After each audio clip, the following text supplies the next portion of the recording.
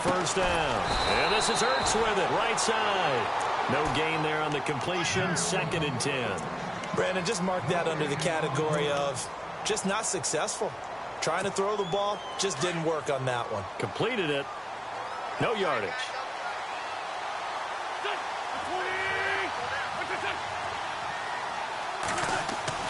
Again, it's Wentz. And the hit jarred it loose. It's incomplete. So he can't hang on, and as I watch that unfold, I remembered an expression that I've heard, maybe from you, I don't know, but you're going to get hit anyways, might as well hold on to the ball. Well, you know a coach said that, right? Yeah. Not an actual player. Not a chance at all. Way easier said than done.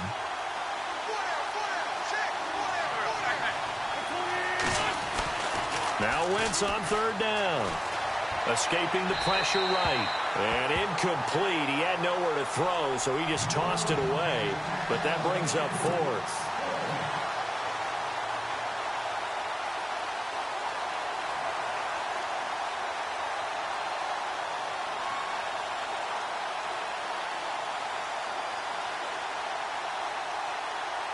So on 4th down, here's the veteran left-footed punter Donnie Jones to kick it away.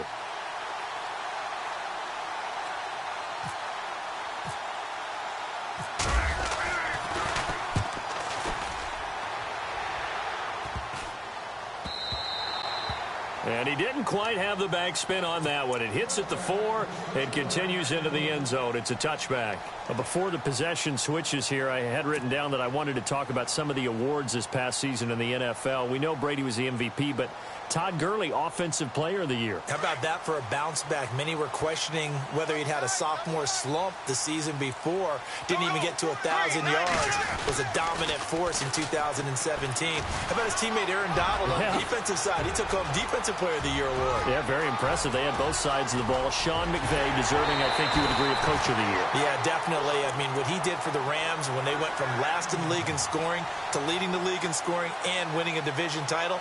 And how about the New Orleans Saints? Rookie of the Year, offense and defense. Alvin Kamara on offense, Marshawn Lattimore on defense. They don't need to run another play here before the 2-minute warning.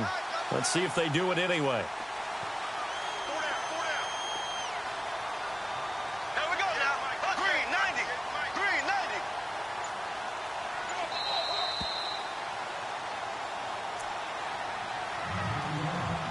2 minutes to play here in the first half. Back with more from Jacksonville. Don't go anywhere. We'll be back after this.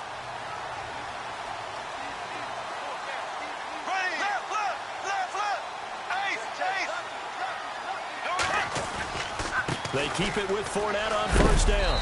And he's going to fight his way forward here for a modest gain. They give him 4 yards there. It'll be 2nd and 6. On any running play that's called, they're always hoping that it's going to break big and go the distance. But when you get a nice gain like that, you're able to do so many things anyway. You can come back and run essentially the same play again, continue to move the ball on the ground, or you can decide to throw the ball now because usually you have the defense back on its heels. And he will get this into the end zone for a Jaguar touchdown. A great effort there. 14 yards. And the Jags are able to cash in for 6. And oh, it's blocked. This is going the other way. And he's into the clear. He's at the 40, the 20, 10. And he takes it the distance across the goal line for 2 points.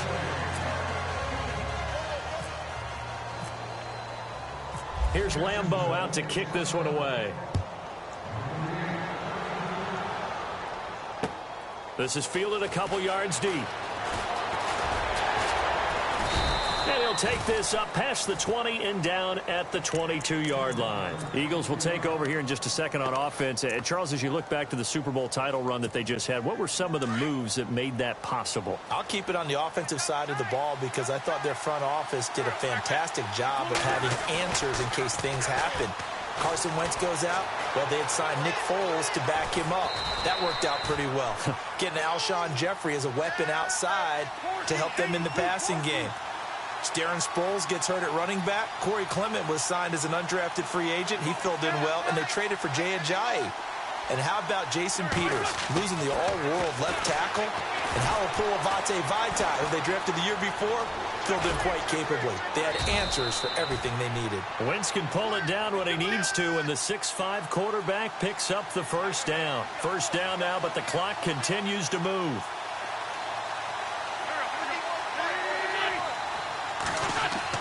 On 1st and 10, here's Wentz. And seeing no options, he just tosses this one away, incomplete. Now that'll bring up 2nd down.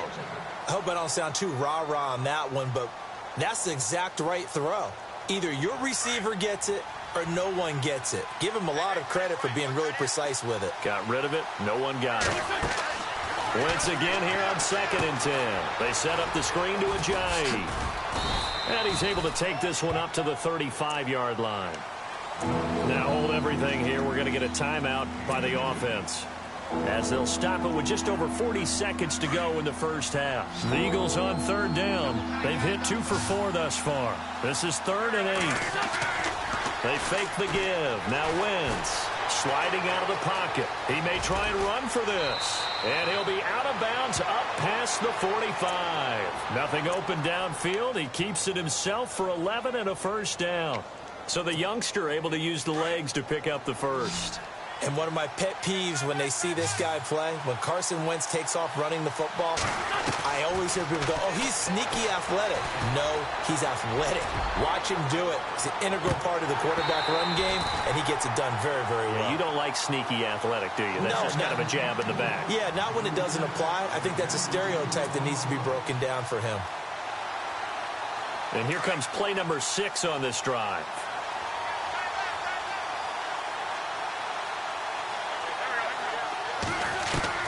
Back to the air on 2nd down. Wentz. Caught by the tight end Ertz. And he's able to take it across midfield before going out of bounds. 6 yards is the pickup, and that'll lead to a 3rd down. I know the halftime's approaching, but I don't think he's going to want to take a break. That's his 5th catch. Yeah, they've really been targeting the tight end. From the gun on 3rd down, Wentz. Flush to his right. And no escaping this time as he'll go down. They got him for a sack. And now a whistle and a timeout called by the kicking team, as they'll stop it with 14 seconds to go in this first half. Here's Donnie Jones now. He'll boot it away from about his 35.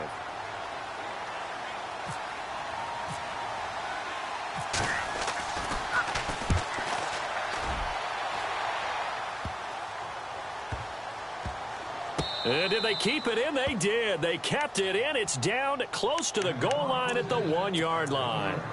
Jags taking over on offense here in a second. And what a season, Charles, it was for Jacksonville. Some people did like them as a dark horse coming into the year, and they really responded. Heard recently at one of the, all-star games, college all-star games, a scout saying, well, heck, haven't they been the dark horse for the last 5 years coming into the season? And he seemed a little bit bitter, so I'm going to let him go on that one. But the point is well taken. They have been building to... Defenders giving chase, but I don't think they're going to get there. 30, 10, for the touchdown on the final play of the first half. The prayer is answered. How did they get that done? And with that carry, he's already over 100 yards here in the first half. And, partner, you know exactly what he's saying to his teammates right now, right? Especially to the play caller. Give me the ball. Again, and again, and again. It's not that heavy, sir. I'll take it. And we welcome you back now. Alongside Charles Davis, I'm Brandon Gunn, getting set for quarter number 3 here. Elliott now to kick this one away. This is taken about 7 yards deep. And no run back here. This will be a touchback, and it comes out to the 25-yard line. Out come the Jaguars now as they'll go on offense first here in this 3rd quarter. They have the lead. Now they'll be looking to extend that lead. And this is where I enjoy talking about one of my favorite subjects, tendency breakers, or counters as I also like to call them. You've done things in a certain way in the first half, and they've had an ability to see what you've done. They're going to make their adjustments. So guess what? There he goes, right side. Touchdown, Jaguars. A big play there. 75 yards. And the Jaguars add on to their lead. Still plenty of time left in the game, but now starting to pull away a little bit. Get some breathing room with that one. And I don't want people to think that NFL locker rooms are cookie cutter, that everyone's saying the exact same thing in every situation. But I do know that all 32 teams have an emphasis on starting fast. Game, second half, no matter what. Well, it's first 5 minutes, first 3, whatever. This was a big score to start the second.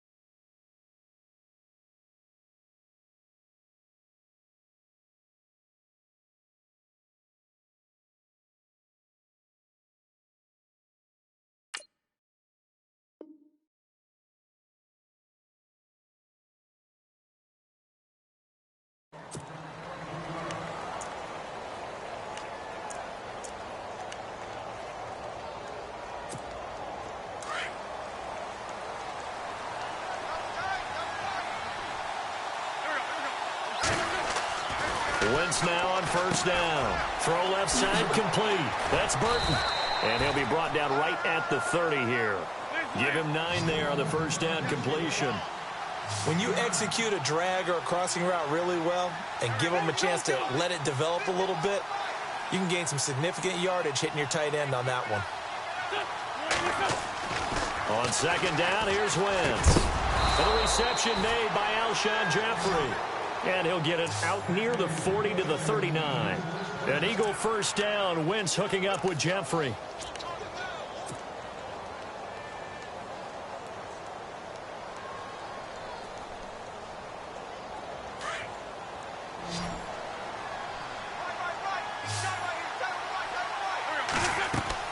On first down, Wentz. And no escaping this time as he'll go down. They got him for a sack. Marcel Darius in there to pick up his second sack now of the afternoon.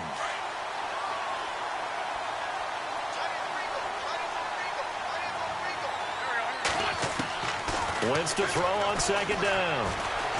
And that one got tipped, kind of threw everything off. It brings up third. Now, Charles, got to like what this defense has been able to do these last couple of plays. Yeah, they get the sack on first down, then they force the incomplete pass. Now they're just a play away from getting the football right back, but it's a big play. They've got to hold up. On third and long, it's Wentz. And the Jags get to him as down he goes. Marcel Darius getting him once again, his third sack of the afternoon. Here's Donnie Jones now as he's on to punt for Philadelphia.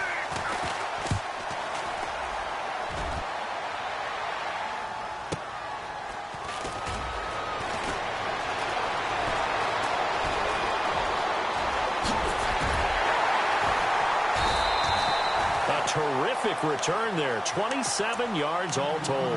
And the Jaguars go on offense, first down and 10.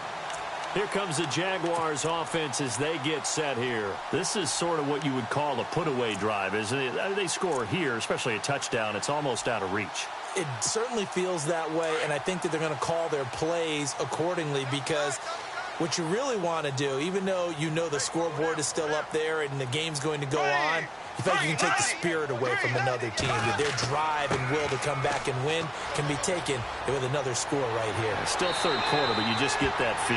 Yeah, they're teetering right there on the brink, aren't they? The Jags picking up the first down there, a gain of 12. And Leonard Fournette impressing there with that run. It's hard to believe that no Jacksonville Jaguar has broken 1,000 yards since Maurice Jones-Drew in 2011. I think Leonard Fournette could be that guy. Even with the ankle injury last year at LSU, still averaged 6.5 yards per carry. And absolutely intimidated opposing defenses. A lot of guys simply didn't want to tackle him. Now Leonard Fournette. And tough sledding. He'll get maybe a yard. Stop short of the 35. He was hoping to get to the edge, but they did a really nice job of forcing him back inside. Outside where they can really shred your defense.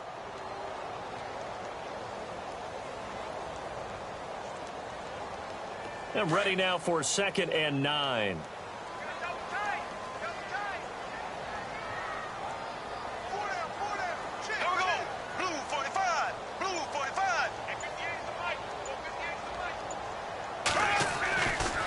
Bortles on the give to Fournette. Gave a glimpse of his power that time. And then brought down at the 30.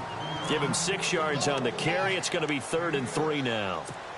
Third quarter and you've got the lead. You're not ready to go into that 4-minute offense to close the game out, but a running game can really benefit your team right now. And this defense looks for one more stop here on 3rd after the run.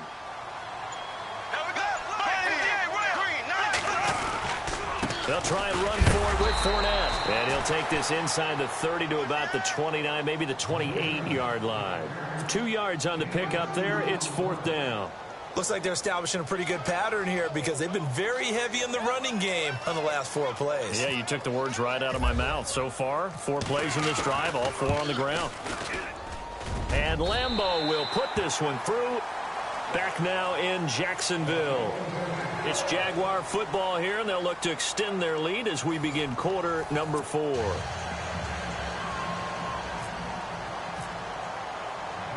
Here's Lambeau out to kick this one away. This is fielded a couple yards deep. And he's able to get it across the 20, but not by much, as he's marked down at the 21-yard line. The Eagles offense now gets set to head back onto the field. And right now these guys, they're shuffling a little bit, maybe doubting, because 3 straight drives have ended with them punting the football away. Yeah, so you start pointing fingers at each other a little bit, asking a lot of questions. What are you seeing? What are you getting? Maybe trying to narrow down your playbook a little bit and maybe get simpler rather than more complex in order to try and fashion together a drive. They give them 14 yards that time and a fresh set of downs.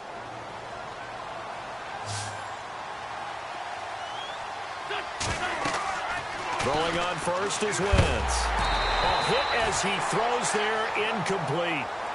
Another wayward pass. You know, things started out poorly in this game, and to be frank, they just really haven't gotten much better. And all that does is embolden a secondary. They feel good about what's going on, and they just play better and better. Oh, he's got a man wide open, complete. And he's going to get this down to the 35-yard line. That goes for a gain of 31. You cannot write these guys off just yet, not with a quarterback like that under center. You mean it actually crossed your mind with him running the team that you could actually maybe write this game off? Not yet. Not a chance. Not with him. We've seen it too many times. He'll get 8 on the scramble there. It'll be 2nd and a couple. Now, that was not a bad scramble there on first down. He didn't force it, nor did he throw it away. He was able to take off, and now he made it a very manageable 2nd and short. Now flags will come in. I think this one's going to be on the defense for jumping. A little antsy on the left side of the line. Yeah, I think they got the guy in the end. I think they got the DN there on that one. And let's face it, he is so amped up, wanting to get a good get off on the snap, jump too quickly.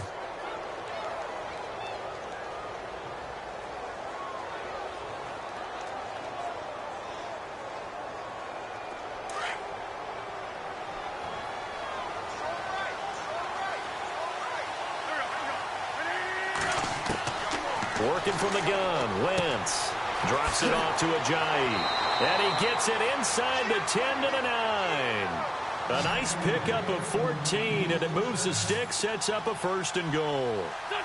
Good route, good pickup for first down yardage, and that is a tough one to cover. The angle route, because a running back getting out of the backfield, if you're trying to cover that, especially if you're in the linebacker spot and you're seeing this play develop, he heads out towards the flat first, and that often gets you to overcommit running in that direction. Then he cuts back up inside you into the middle of the field.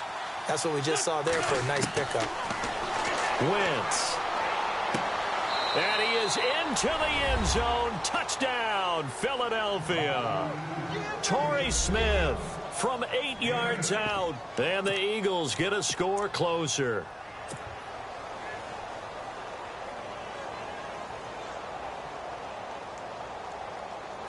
So they're going to go for 2.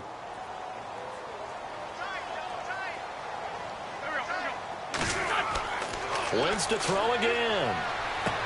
And he's got it for the 2-point conversion. So they tack on a pair more here to narrow that deficit a bit further. Elliott now to kick this one away. This fielded a few yards into the end zone. And the decision to bring it out, a good one, as he's up a yard or two shy of the 30. And out now comes Jacksonville as they get ready to go. And they're not going to play this conservative, I don't think. They had the field goal last time, and they're up, but they're looking to put a drive in the end zone. Oh, I agree with you totally. No one goes out on the field and says, all right, let's just settle for 3, except in certain situations, trying to ice a game, that sort of deal. Most of the time, it's end zone, and that's what you're thinking, and I believe that's exactly what they're thinking as they begin this one. Yeah, no quarterback ever goes out there saying, hey, let's get 3, right? Not one that I've ever met.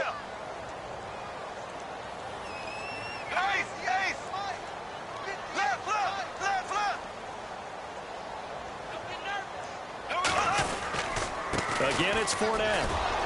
And maybe a measure of revenge there. He's had his way in this one, but this time they get him behind the line.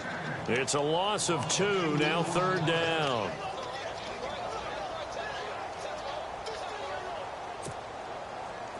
Nine yards to go, it's 3rd down.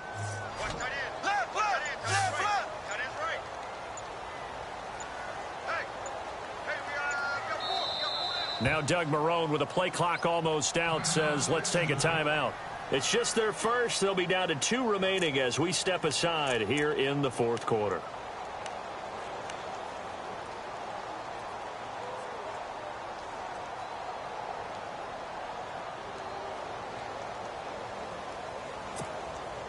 Still 9 yards to go on 3rd down. Throwing now is Bortles. And Robinson with a big catch. The Jags first down. Bortles to Robinson.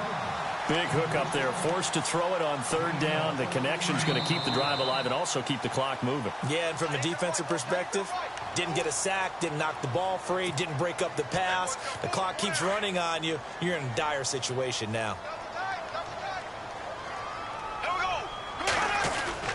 Fournette, a first down carry. And a minimal gain here as he's up to about the 47-yard line. Give him 3 on first down. It'll set up a 2nd and 7. And quickly, we're going to get another stop here with 1:54 left as they call the timeout defensively.